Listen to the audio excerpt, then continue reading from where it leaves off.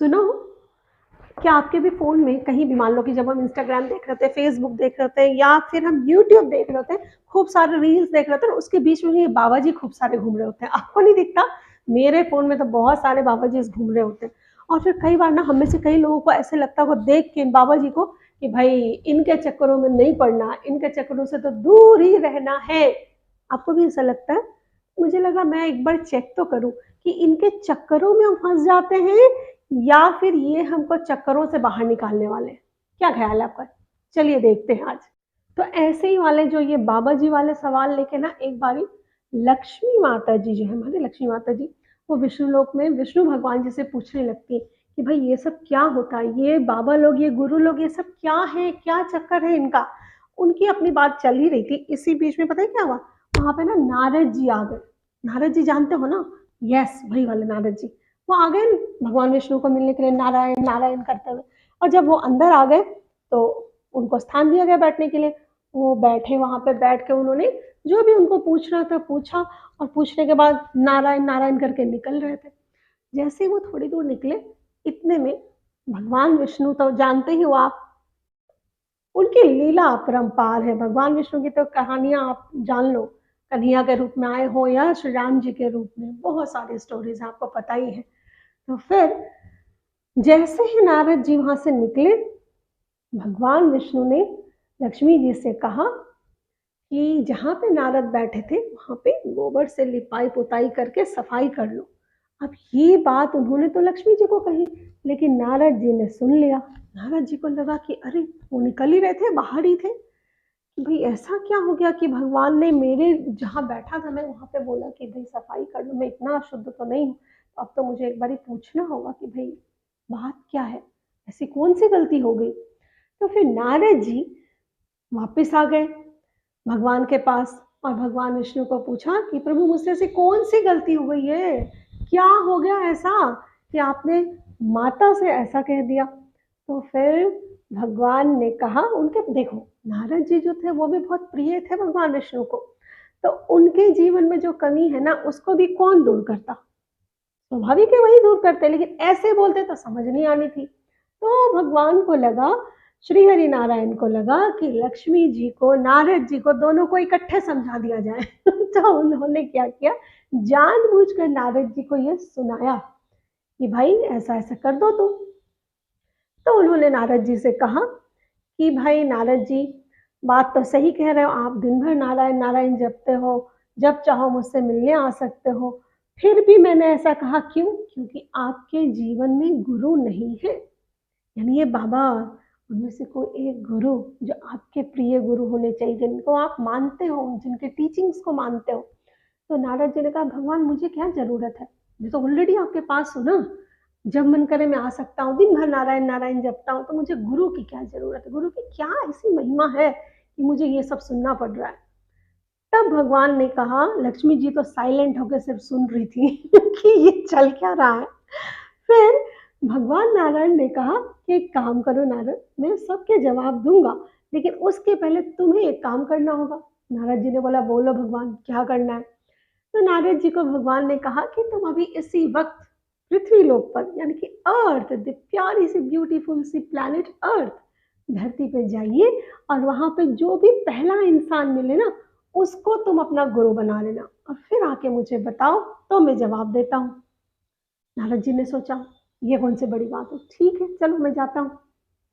वो आराम से आ गए धरती पे और जैसे ही धरती पे लैंड किया उन्होंने, ये क्या, उनके आसपास तो कोई ऐसा बड़ी बड़ी दाढ़ी वाले, लंबे बालों वाले और मोटी मोटी मालाएं वाले ऐसे कोई बाबा जी तो दिख ही नहीं रहे थे। नारद जी तो बहुत टेंशन में आ गए कि भाई ये क्या हो गया।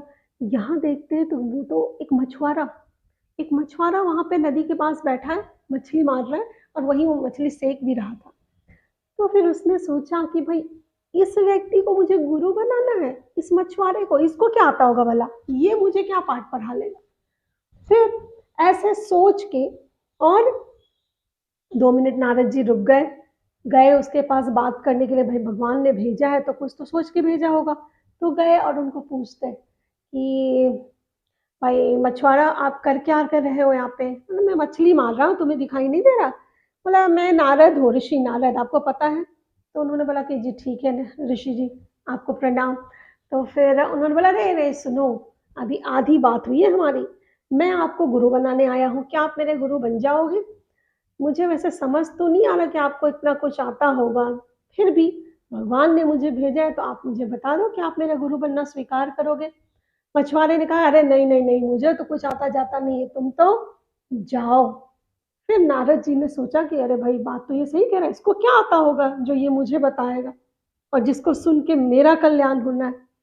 तो फिर वो उसी समय वहां से निकल लिए नारायण नारायण करते हुए, और फिर से वापस कहाँ पहुंचे? भगवान विष्णु के पास। और वहां जाके उन्होंने कहा कि भाई भगवान, आपने मुझे जहाँ भेजा था, मैं जैसे ही धरती पे गया ऐसा ऐसा हो गया मेरे साथ, तो अब मैं क्या करूं? मुझे तो उस व्यक्ति को बिल्कुल समझ नहीं आया, ये गुरु बनाने जैसा दिखा नहीं। फिर भी मैंने उसको कहा कि तुम मेरे गुरु बन जाओ, तो उसने बोला मुझे तो कुछ आता जाता ही नहीं है, तो मुझे ये गुरु बनने जैसे दिखे नहीं। तो भगवान ने बोला कि इसका मतलब तुमने मेरी आज्ञा का अवहेलना कर दिया।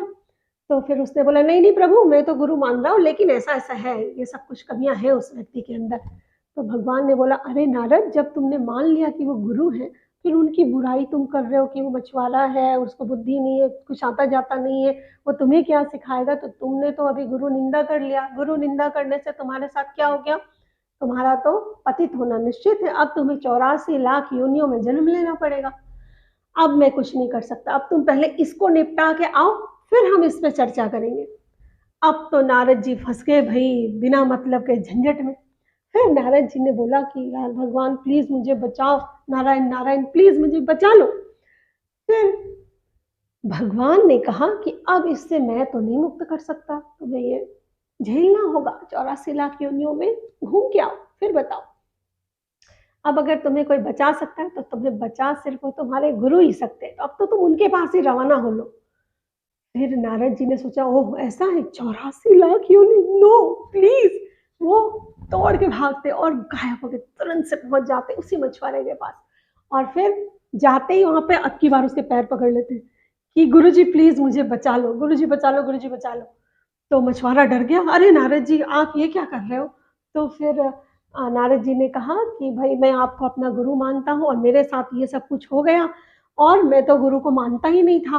तो श्री हरि ने मुझे बताया कि भाई वो भी मुझे इस श्राप से मुक्त नहीं कर सकते कि मुझे तो 84 लाख योनियों में जन्म लेना पड़ेगा। अब इससे आप ही मुझे बचा सकते हो, आप प्लीज कोई मुझे इजी आसान सा रास्ता बताओ, आप जो कहेंगे मैं वो मानूंगा, प्रभु प्लीज गुरुदेव मुझे बचा लो। तो फिर गुरुजी ने कहा, उस मछुआरे ने उनको देखा कि बहुत परेशान हो रहे, फिर लगा यार इस व्यक्ति से मैं पीछा कैसे छुड़ाऊं, मुझे तो कुछ आता जाता है नहीं। तो फिर उन्होंने सोचा कि देखो मैं तुम्हारे गुरु बनने के लिए तैयार तो हूँ, लेकिन मैं तुम्हें बचाऊं कैसे, मुझे कुछ समझ नहीं आ रहा है, मेरी इतनी बुद्धि नहीं है, लेकिन श्रीहरि ही सब कुछ कर सकते हैं, तो मुझे उन पे बहुत विश्वास है, मुझे लगता है कि वो ही मुझे सही तरीके से गाइड करेंगे, जिससे मैं तुमको गाइड कर सकूं और फिर तुम्हारा कल्याण हो जाए। तो फिर नारद जी ने बोला जी प्रभु आप बताइए मुझे क्या करना है। फिर उस मछुआरे ने कहा कि भाई मन ही मन सोच रहा है कि मैं इससे फ्री होने के लिए कुछ तो बताना पड़ेगा। तो मछुआरे ने कहा कि यहाँ पे 84 लाख योनियों के आप फोटो बनाओ, चित्र बना लो। तो फिर नारद जी ने बोला ठीक है मैं बना लेता हूँ, बना लिया। अब क्या करना है गुरुदेव? बोला बस अब तुम इसी पे लौट जाओ और इन सब को लौट कर पार कर लो, तुम 84 लाख योनियों में जन्म नहीं लोगे, तुम इसी वक्त इन सब शापों से मुक्त हो जाओगे। तो फिर नारद जी बहुत आश्चर्यचकित हो जाते हैं, बोलते ठीक है गुरुदेव आपने जो कहा मैं आपकी आज्ञा का पालन करूंगा। तो बहुत श्रद्धा से, भाव से और प्रेम से अपने गुरु के बताए हुए वचनों का नारद जी ने पालन किया। वही नदी किनारे 84 लाख योनियों के फोटोज बनाए, पिक्चर्स बनाए, और उस पर लौट लौट कर नारद जी ने 84 लाख योनि पार कर ली और उस श्राप से मुक्त हो गए। फिर वो पहुंचे विष्णु लोक। फिर उन्होंने बोला कि भगवान मैं तो गुरु के पास गया, गुरु जी ने मुझे ये कहा, क्या मैं सच में इससे मुक्त हो गया? मुझे अब मेरे गुरु के वचनों पे बहुत श्रद्धा है, विश्वास है, उन्होंने कहा कि आप जरूर उनकी बात सुन लेंगे। तो फिर विष्णु भगवान ने बोला कि हाँ नारद तुम श्राप मुक्त हुए, क्योंकि तुमने गुरु वचनों को बहुत ही श्रद्धा से, प्रेम से पालन किया। तो बस हमारे जीवन में भी ना ये जो दाढ़ी वाले बाबा जी लोग दिखते हैं ना इनमें से कोई ना कोई एक गुरु हमारा होना ही चाहिए। नहीं तो वो गाना सुना है? देखो मैं इतना अच्छा तो नहीं गाती हूँ, लेकिन फिर भी गा लेती हूँ कि कागज के दो पंख लेके उड़ा चला जाए रे, जहाँ नहीं जाना था ये वहीं चला है रे, उम्र का ये ताना बाना समझ न पाए रे, जुबा पे ये मोह माया नमक लगाए रे, के देखे न भाले न जाने ये दायरे, देशहारा কেমন বোকা মনটা রে, देशहारा কেমন বোকা মনটা रे। ये जो मन है ना हमको किधर किधर फंसाने वाला और उससे कैसे कैसे निकलना ना, we don't know, we have no idea. तो इसलिए हमारे जीवन में ऐसी परिस्थितियों से बचाने के लिए एक सदगुरु का होना बहुत बहुत जरूरी है।